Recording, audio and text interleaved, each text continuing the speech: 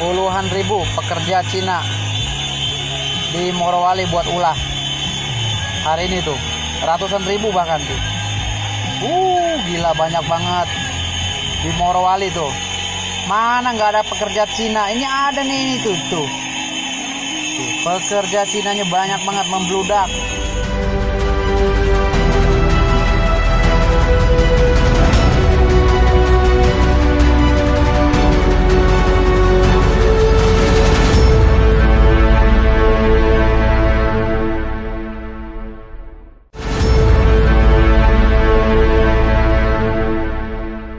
Assalamualaikum warahmatullahi wabarakatuh.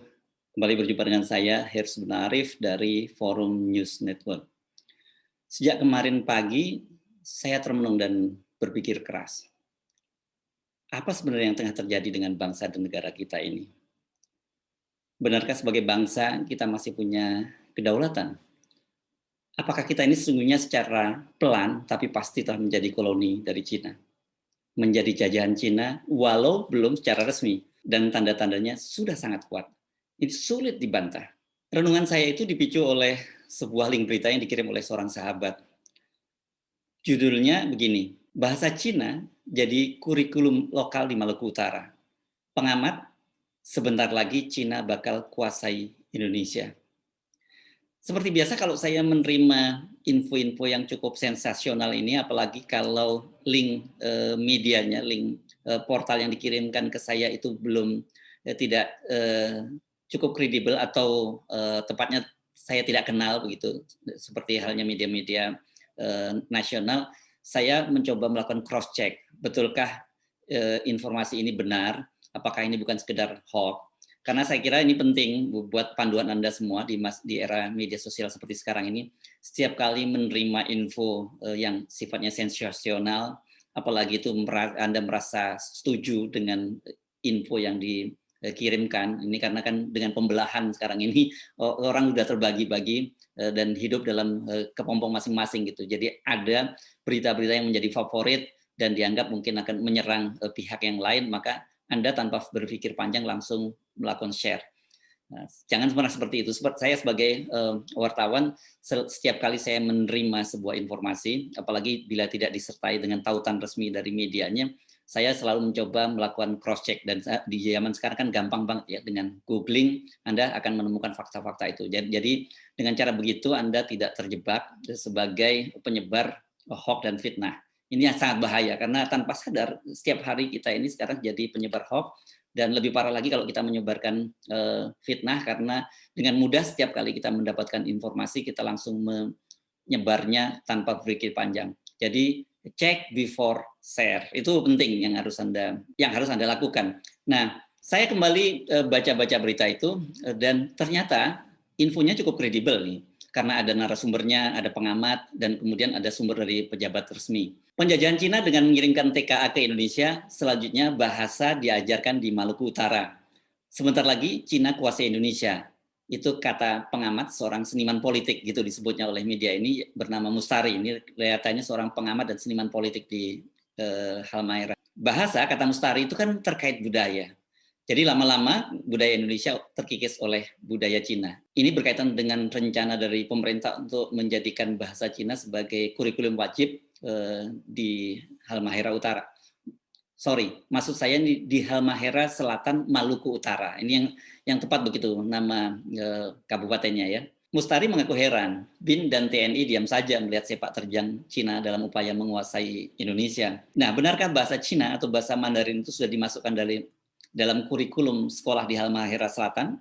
Ternyata informasi itu dibenarkan oleh Kepala Dinas Pendidikan dan Kebudayaan Halmahera Selatan, Saiful Rajulan. Ada alasannya mengapa kemudian Dinas Pendidikan dan Kebudayaan memasukkan bahasa Mandarin atau bahasa Cina ini sebagai kurikulum wajib di sekolah-sekolah di Halmahera Selatan. Alasannya karena bahasa Mandarin itu sekarang sudah menjadi syarat untuk bekerja di sektor pertambangan yang sekarang memang dikuasai oleh para pengusaha Cina. Karena itu nantinya kata Saiful Rajulan, bahasa Mandarin akan diajarkan di sekolah-sekolah dari SD sampai SMP menggantikan bahasa Inggris. Saya hanya bisa menarik nafas panjang. Sudah begitu parahnyakah bangsa kita ini? Hanya untuk menjadi buruh di pabrik-pabrik Cina, kita harus menggadaikan kedaulatan kita. Harusnya kan mereka, para pengusaha dan pekerja Cina, itulah yang belajar bahasa Indonesia, bukan malah dibalik. Kita yang harus belajar bahasa Cina. Padahal itu untuk posisi-posisi bekerja di pabrik, dan itu jabatan-jabatannya cukup rendah. Ini jabatan-jabatan operator bahkan atau buruh kasar. Tetapi itulah faktanya sekarang, bahwa karena bahasa Mandarin sekarang menjadi syarat untuk bekerja di pertambangan yang kebetulan dikuasai oleh para pengusaha Cina, kita harus menyesuaikan diri. Kita walaupun tinggal di negeri sendiri harus belajar bahasa Mandarin, bukan mereka harus belajar bahasa Indonesia. Harusnya kan dibalik ya aturannya. Bagaimana kalau pengusaha Indonesia membuat pabrik di Cina, coba misalnya, Anda bisa bayangkan nggak? Dan kemudian kita memberikan syarat bahwa para pekerja-pekerja Cina yang akan bekerja di pabrik pengusaha Indonesia di Cina itu harus bisa bahasa Indonesia. Anda yakin izinnya akan diberi oleh otoritas setempat? Anda yakin mereka para warga Cina tidak ngamuk kepada para pengusaha Indonesia itu? Saya kok tidak begitu yakin. Saya akhirnya penasaran tuh, saya buka-buka lagi karena rasa-rasanya saya pernah mendengar kasus serupa ini. Tapi mungkin tidak separah ini sampai kemudian bahasa Mandarin menjadi kurikulum wajib di sekolah-sekolah di sebuah daerah misalnya. Nah, pada bulan Juni nih saya kebetulan buka-buka, ternyata hal yang sama juga pernah terjadi. Bahasa Mandarin akan menjadi syarat masuk kerja. Dan itu bukan di Halmahera Selatan, tapi yang kali ini terjadi di Kutai Timur, Kalimantan Timur. Ini peristiwanya pada bulan Juni 2021. Jadi sebulan yang lalu. Sebuah perusahaan Cina yang bernama PT Kobeksindo ini kalau tidak salah dia akan membangun pabrik semen ini di Kutai Timur. Dan mereka itu membutuhkan tenaga kerja sebanyak 20 orang sebagai operator mixer dan operator mesin agregat. Nih, kelihatannya ini berkaitan dengan peralatan-peralatan yang digunakan menggunakan bahasa Mandarin, karena memang seperti itulah Cina. Kalau bangun sebuah proyek, dia membawa semua peralatan mesin dari Cina, pekerja dari Cina, dan ini yang dalam banyak kasus disebut sebagai turnkey project atau proyek serah kunci. Mereka membutuhkan 20 orang, dan kemudian mereka, Kobeksindo ini mengirim surat ke Disnaker Kutai Timur dengan mencantumkan tadi persyaratan bisa bahasa Mandarin. Dan surat itu ketika bocor pada publik membuat heboh. Sejumlah anggota dewan menyatakan kemarahannya. Dan kemudian Disnaker Kutai Timur menyatakan akan mencoba mengklarifikasi kepada PT Kobeksindo. Benarkah mereka mensyaratkan hal semacam itu? Karena ini betul-betul tidak bisa diterima oleh akal sehat. Bagaimana mungkin pengusaha Cina membangun pabrik di Indonesia dan mensyaratkan harus bisa bahasa Mandarin? Saya jadi berpikir ini, bisa jadi ini semacam akal-akalan ini agar semua peluang kerja, mulai dari level paling tinggi bahkan sampai paling bawah, pekerja kasar itu akan dikuasai sepenuhnya oleh tenaga kerja Cina dengan alasan tadi, tenaga kerja Indonesia tidak bisa berbahasa Mandarin. Dan saya mendapat informasi dari seorang sahabat yang bekerja di salah satu perusahaan di Kendari, di Konawe, Sulawesi Tenggara. Posisinya cukup tinggi dia, general manager di perusahaan itu. Dia memberikan informasi bahwa tidak seperti yang dikatakan oleh pemerintah, tenaga kerja Cina itu dibutuhkan karena mereka adalah tenaga ahli, punya skill khusus gitu. Karena realitasnya di Konawe itu banyak sekali para pekerja Cina itu yang mengisi pos-pos pekerjaan tenaga kasar, mulai dari sopir, kemudian satpam diisi oleh tenaga kerja Cina. Jadi kan kalau satpam, masa iya satpam pun juga harus bisa bahasa Mandarin? Apa urusannya? Selain itu kan membuktikan kalau satpam itu kan bukan level tenaga skill. Dia bisa diisi oleh orang-orang kita, begitu juga dengan sopir. Banyak sekali tenaga Indonesia yang bisa menjadi sopir. Bahkan banyak sekali kan kalau kita tahu orang-orang Indonesia yang menjadi sopir di negara-negara asing, terutama kalau kita ke Arab, banyak sekali itu supir-supir bus itu diisi oleh tenaga kerja dari Indonesia. Nah, itu memang modus dari proyek-proyek Cina di berbagai negara yang tadi saya sebut sebagai turnkey project atau proyek atau serah kunci. Jadi mereka membuat proyek di Indonesia, mendatangkan mesin-mesin dari Cina, pekerjanya dari Cina, pokoknya semuanya dari Cina. Jadilah proyek-proyek dari Cina, turnkey project tadi adalah sebagai proyek dari Cina, oleh Cina, dan kembali ke Cina. Mereka bukan membangun Indonesia, tapi membangun di Indonesia dan mengeruk sumber daya kita. Sekarang ini selain tambang emas, itu yang sangat diincar Cina itu adalah nikel. Nikel itu ada harta karun ini, harta karun masa depan. Bersama dengan pengembangan mobil listrik, itu nikel merupakan komponen terpenting, yakni sebagai baterai mobil listrik. Dan Indonesia itu selain salah satu negara dengan deposit terbesar untuk nikel, kita saat ini adalah produsen terbesar nikel di dunia dan kemudian diikuti oleh Filipina. Tetapi jangan Anda bayangkan bahwa setelah kita menjadi produsen terbesar nikel itu kemudian berbanding lurus dengan tingkat kesejahteraan warga kita yang ada di sekitar tambang-tambang nikel ini. Selain itu juga bagi pemerintah juga tidak terlalu signifikan kontribusinya, karena tambang-tambang nikel ini saat ini semuanya dikuasai oleh pengusaha Cina. Ada seorang sahabat yang dia orang Indonesia yang dia punya tambang nikel di Sulawesi Tenggara. Ini kebetulan saya tidak boleh sebutkan namanya, tetapi istrinya pernah menjadi salah satu pejabat tinggi di negara ini.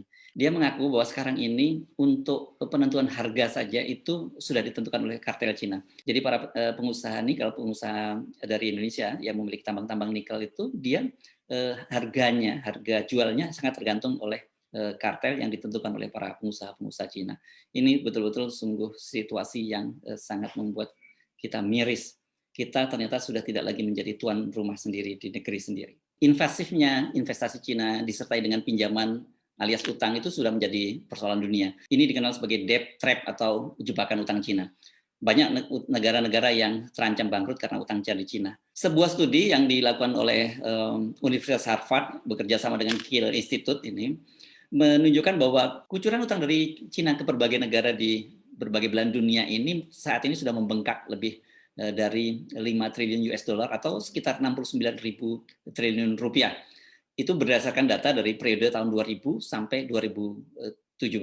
Jadi menurut studi yang dilakukan oleh Universitas Harvard dan Kiel Institute tadi disebutkan bahwa Cina telah mentransformasi menjadi kreditur resmi yang terbesar dan dengan mudah melewati IMF dan Bank Dunia. Coba bayangkan negara ini, Cina sendiri saja itu pinjaman-pinjaman di berbagai negara itu sudah melebihi pinjaman yang diberikan oleh IMF dan Bank Dunia. Bisa diukur berapa, kita bisa mengukur seberapa kuatnya Cina saat ini. Nah, ada polanya ya, jangan Anda pikir bahwa yang berhutang ke Cina itu hanya negara-negara miskin. Tapi negara-negara maju juga itu berhutang lewat Cina. Tapi bedanya begini, kalau negara-negara maju itu berhutang ke Cina itu lewat surat utang negara atau sovereign bonds. Sementara negara berpenghasilan rendah seperti Indonesia itu biasanya mendapat utang langsung dari BUMN Cina seperti China Development Bank dan Export-Import Bank of China. Anda pasti menyimak dong beberapa proyek kita antara lain seperti kereta api cepat Cina itu kan itu kerjasamanya dengan BUMN Cina dengan BUMN dari Indonesia. Jadi bukan lewat utang negara. Secara keseluruhan dari hasil studi tadi dia meneliti 2.000 pinjaman ke 152 negara itu tercatat ada sejak tahun 2015 saja sudah ada 50 negara yang berkembang dan terus menambah utang dari Cina. Apa sih agendanya Cina? Jadi agenda besar Cina itu adalah menciptakan Belt and Road Initiative atau dikenal sebagai BRI atau dalam bahasa Indonesia apa ya? Kita kenalnya sebagai proyek jalur sutra dari Cina. Ini rupanya Cina ingin mengulang kejayaan mereka di masa lalu ketika waktu itu Kekaisaran Cina membuat jalur sutra itu yang membentang dari Asia sampai kemudian melewati beberapa negara termasuk Pakistan, kemudian Iran dan sebagainya. Nah, proyek ini seperti saya sebut tadi memungkinkan Cina itu mengucurkan dana sampai 8 triliun dolar Amerika Serikat. Sampai tahun 2017 kemarin realisasinya sudah mencapai 5 triliun US dollar. Dan dana itu kebanyakan diperuntukkan untuk proyek infrastruktur itu di Asia, Afrika itu yang paling banyak, dan jangan lupa ada juga Eropa, terutama negara-negara di Eropa Timur. Ini sebuah studi juga yang dilakukan oleh Center for Global Development. Dia melakukan studi di 68 negara yang mendapat utang dari Cina. 23 negara itu sudah mengalami kesulitan berkaitan dengan utang dari Cina dan 8 negara itu terancam bangkrut. Anda tidak salah dengar, betul. Ada 8 negara yang terancam bangkrut. Negara-negara mana saja yang terancam bangkrut itu? Kebanyakan ternyata ada di Asia Selatan dan Asia Tengah. Kita sebut misalnya Pakistan, kemudian Tajikistan, Kirgistan, ada juga negara-negara di negara Afrika seperti Djibouti, terus ada Maladewa atau kita kenal sebagai Maldives ya. Dan negara-negara di Asia yang sudah terancam bangkrut itu Laos dan ada juga Mongolia. Tapi Mongolia ini Mongolia masih masuk di Asia, sementara di Di Eropa Timur itu ada namanya Montenegro. Montenegro ini pecahan dari Serbia ya. Jadi kalau kita urut-urut merupakan pecahan dari negara Yugoslavia di masa lalu. Jadi soal ancaman penjajahan Cina melalui investasi dan jebakan utang ini sebenarnya bukan isapan jempol. Kasus di negara-negara lain yang menjadi korban itu sudah banyak.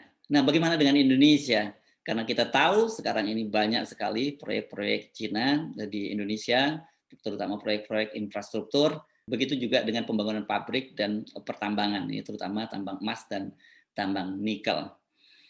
Apakah yang dikhawatirkan oleh seorang seniman dari Halmahera Selatan itu akan terwujud, bahwa lambat laun Indonesia akan menjadi jajahan atau menjadi koloni Cina? Rasanya kalau kita melihat apa yang terjadi di beberapa negara lain, cepat atau lambat itu akan terjadi di Indonesia kalau kita tidak segera menyadarinya. Cina sekarang ini sudah menjadi salah satu kekuatan besar dunia. Dia menjadi salah satu kekuatan dominan di dunia dan dia sudah mulai bisa mendiktekan keinginan-keinginannya. Ada satu kisah menarik ini yang saya baca berkaitan dengan olahraga, yakni penyisian Piala Asia U23 atau usia di bawah 23 tahun ini. Kebetulan Indonesia ini akan bertemu dengan Cina pada bulan 10 nanti, pada bulan 10 tahun 2021. Secara resmi, Cina menyatakan mereka menolak untuk bertanding di Indonesia dengan alasan karena angka COVID yang sangat tinggi di Indonesia. Ini ironis ya, COVID asalnya dari Wuhan, Cina, sekarang Cina menolak untuk bertanding di Indonesia karena angka COVID yang sangat tinggi, penularan COVID di Indonesia sangat tinggi. Tetapi sebuah media Cina melansir sebuah informasi yang sangat menarik. Ternyata bukan hanya itu alasannya. Pemain Cina ini menolak bertanding ke Indonesia itu karena mereka pernah katanya, saya tidak tahu di mana bertanding, hotelnya buruk, dan kemudian ada satu lagi yang menurut mereka sangat mengganggu, yakni mereka tidak bisa tidur karena mendengar suara azan yang sangat keras dari dari speaker sebuah masjid yang berada di dekat dengan hotel tersebut. Nah, Cina saja hanya gara-gara azan dia bisa menolak bertanding dengan Indonesia. Kok kita mengalah dengan menjadikan bahasa Mandarin sebagai kurikulum dengan alasan karena itu menjadi syarat untuk masuk menjadi pekerja di pabrik dan tambang-tambang Cina. Saya kira keresahan ini bukan hanya milik saya secara pribadi, tapi Anda juga punya keresahan sama dan Anda juga galau melihat situasi semacam ini. Kita melihat bahwa dari hari ke hari kita disuguhi pemandangan-pemandangan berupa video-video maupun pemberitaan para pekerja Cina yang terus berdatangan ke Indonesia di tengah situasi PPKM darurat dengan alasan mereka kerja di proyek-proyek strategis nasional dan mereka sudah menjalani protokol kesehatan dengan ketat. Tetapi kita sendiri bangsa Indonesia saat ini harus menahan diri untuk melakukan aktivitas karena kita ingin mendukung program pemerintah, yakni menurunkan angka penularan COVID melalui PPKM darurat. Saya Arif, sampai jumpa. Assalamualaikum warahmatullahi wabarakatuh.